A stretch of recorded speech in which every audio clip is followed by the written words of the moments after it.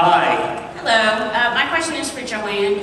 Could you tell us a little bit about your experience of filming the Jack Hunter movies? The first one's going to air on Sci-Fi next Saturday. Yeah, that was in Turkey. I was in Turkey for 4 months, which is one of the most incredible places I've ever been.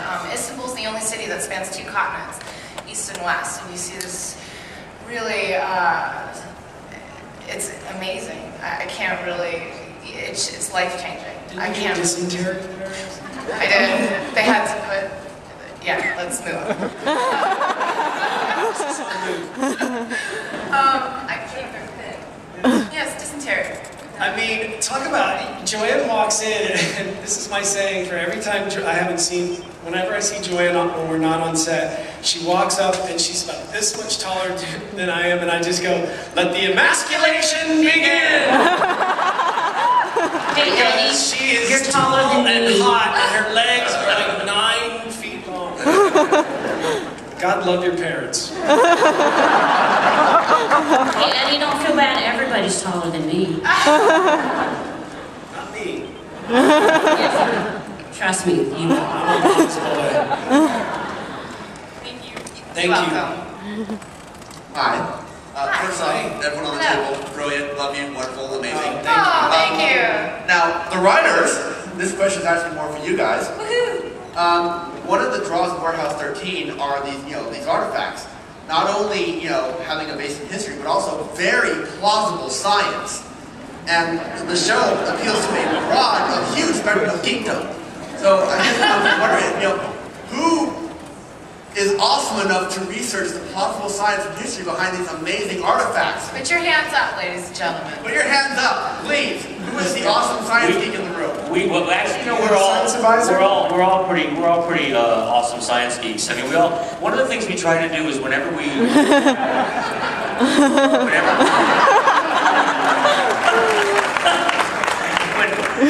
come up with something, an artifact, we always try to base it attached to a real person or a real event and imbue it with something. I mean, there is always going to be a magical quality because there really isn't something that helps you survive a fire that we've found yet. But we always want to attach it to something like this. There is, even the ones you don't know, we haven't said on screen, there is a history to the Phoenix. There is a history to all of these objects and why they became imbued with this power. And we as a staff, when we're pitching out artifacts, we always try to connect it in some way emotionally to one of the characters as well as to the artifact and to a real character in history that would have been close enough to cause this to happen to this artifact. We're doing, I don't want to do any spoilers, so I can't really tell you too much. We've got a great Christmas episode coming up in December. Well then on that note, Pete Latimer and Hugh Hefner's smoking jacket. Oh. Isn't that Cold to Newcastle though? I mean, that's kind of I don't know, I'm 150 years old. I just used a reference from the Civil War. It's redundant, is what I meant to say. Last thing he needs is Hugh Hefner's jacket. Something will explode. Thank you. My question is for actors. Does working on a set like the Warehouse that is more CGI than other sets, does that make it more difficult to be acting? Actually, not that. Saul, you have a term for it, don't you, Saul? Well, we don't have, for example, I walked into my office when we did the pilot. We have this brilliant production designer and a great art team.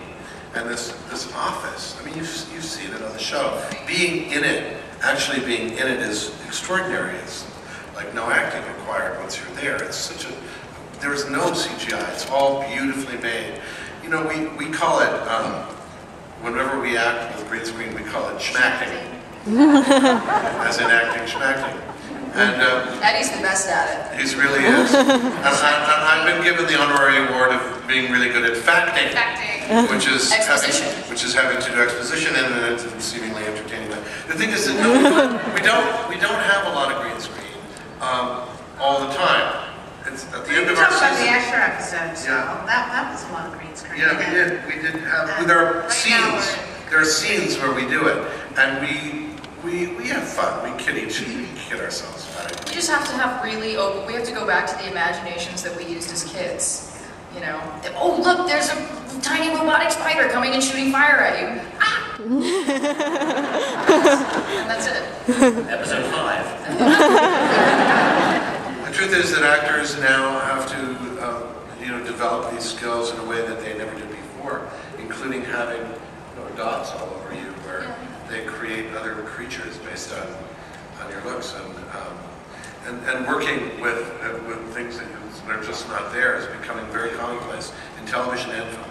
I mean, as long as there's another actor in the room and look into each other's eyes and believe, you're good. Look into my eyes. Or Eddie. Thank you very much. No, Eddie's my favorite. Hi. Hey.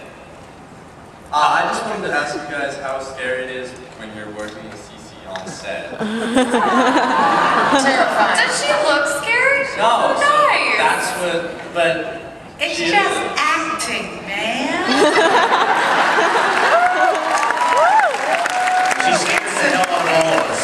It's the first oldest profession after that other one. It's been around for centuries. It's Isn't it just kind of the same? acting. I just had the pleasure of filming several scenes, nearly one-on-one with Cece, and I was so relieved by this incredible sense of humor she has. She had me in stitches. I wasn't intimidated. I was still a little intimidated, but not nearly as much as before. If you see the outtakes from season 1 on the DVD, The gag reel. she's in this very serious. She's getting ready to menace. Can we see She's that? getting ready. That's. I don't think we have it in the She's getting ready to menace Claudia, and then she just looks in the camera and goes, "Hey, babe." And so that She said, somebody's in trouble. Can we see her do a reenactment of that? Half for free.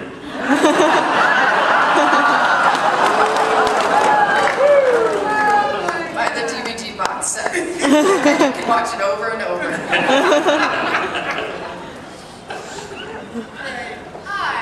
Hi, this question is for everyone. I'm just wondering, what artifact would you most want to steal from the warehouse, and what would you do with it?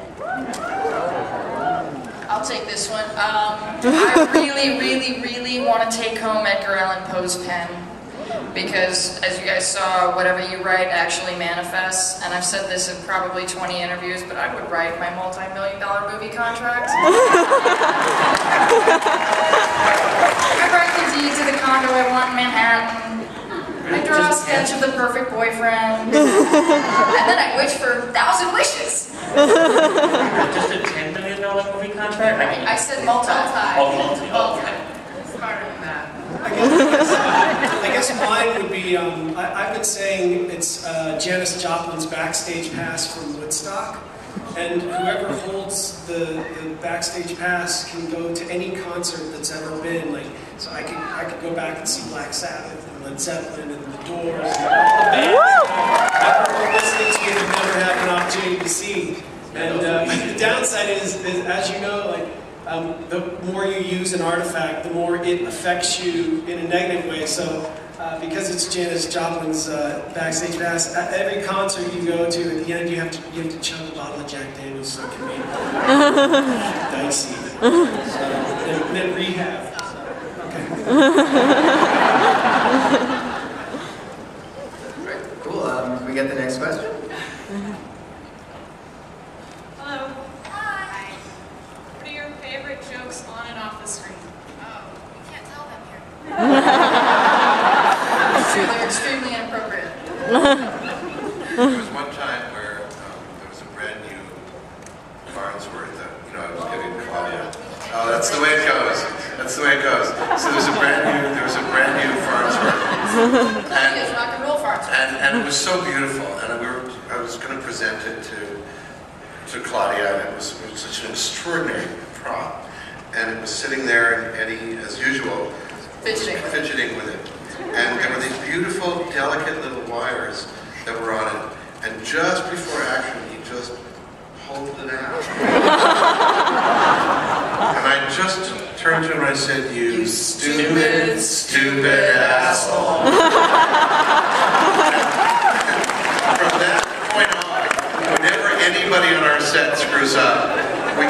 at them and go, used to do this, do this. And at one point, Artie, in an episode, and actually you'll see it in the very first episode, at one point I say to myself, well, because she was, oh my God, she was there all the time. Used. I think that's a joke that we tell on the set constantly ad nauseum. And Eddie, you have your favorite joke, but we better put it in the dark vault. Well. Saul made me an honorary Jew because I came up with I was like, hey Saul, what's that saying that you guys have? It's something God. Oigavalt. He goes, Oigavalt. I'm like, yes. So I went over to Jack and there's a line where I'd say we're going to have to take him to the dark vault. Yeah, and Micah says, what's the dark vault? And Pete goes, that's better than the Oiga vault. And I came, and I thought I was so funny because I came up with that. I heard about that joke for 6 months. I don't think that's funny. Every time Jack gets mad at me, I'm like, yeah, but what about the time I came up with the Oiga vault thing? Remember that? Remember my ad-lib? Remember how funny I was? Alright, well, so now that's actually time for the warehouse panel, so I have to flip it over to Allison. But I just have a little question. I was just wondering, okay, so you're saying how the artifacts, they're sort of linked to characters and stuff, and, you know, it's sort of geniuses make them and things like that. So I just got a little suggestion for you, because, you know, I play a character who's kind of a smart dude. His name is Fargo.